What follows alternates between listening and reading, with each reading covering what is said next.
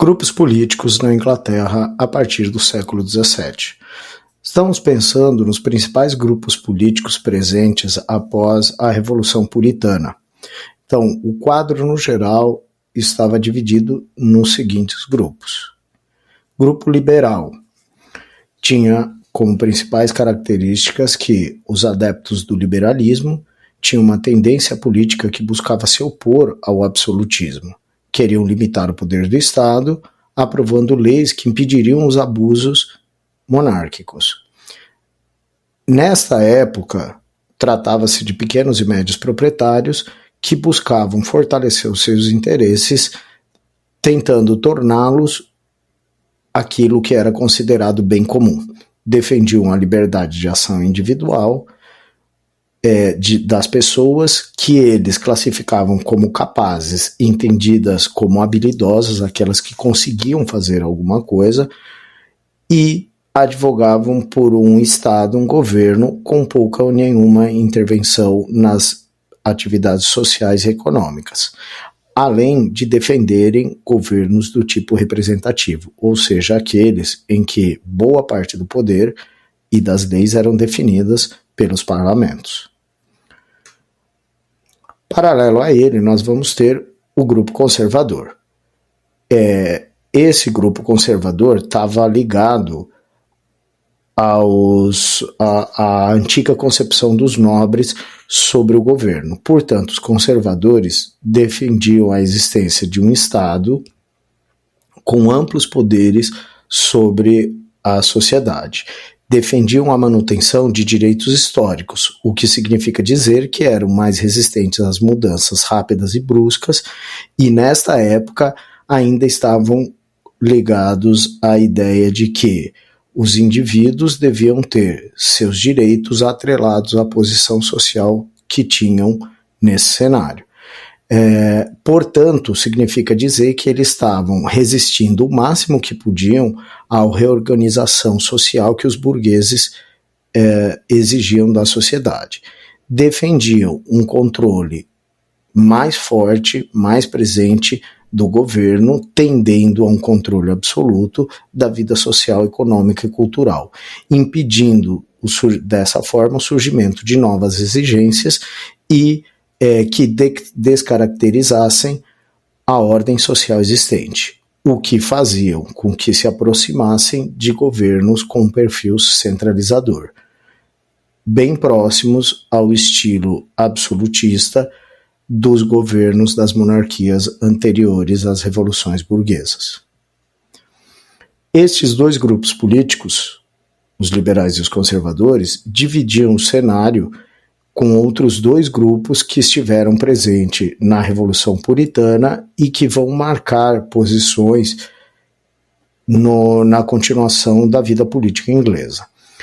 Portanto, além desses grupos principais, ou seja, liberais e conservadores, nós vamos ter os niveladores e os escavadores, levers e diggers. Eles discordavam ou tinham uma outra proposta de Estado com outras características que não coincidiam com os limites, as propostas dos liberais e dos conservadores.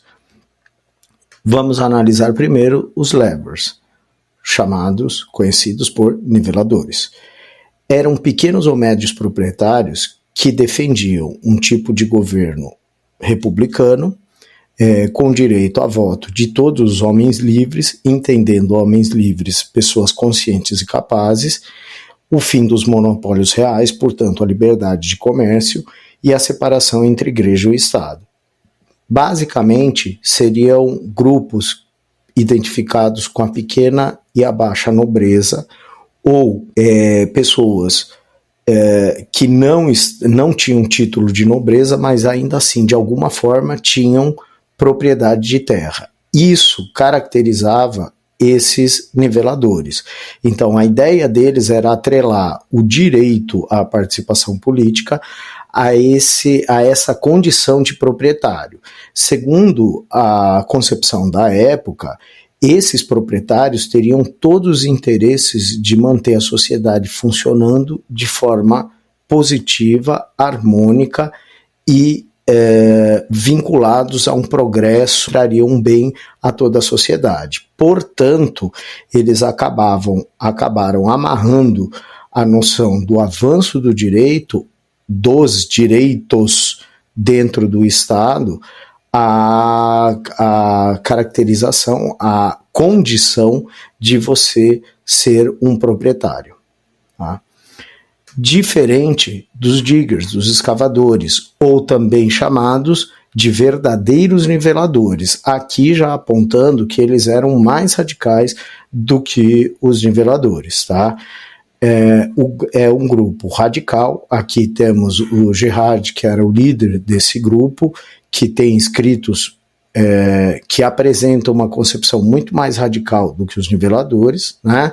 E buscava uma reforma agrária com entrega das terras a todos que se dispusessem a cultivá-la, com a participação ampla da população na política, revertendo os benefícios das propriedades privadas para o bem coletivo.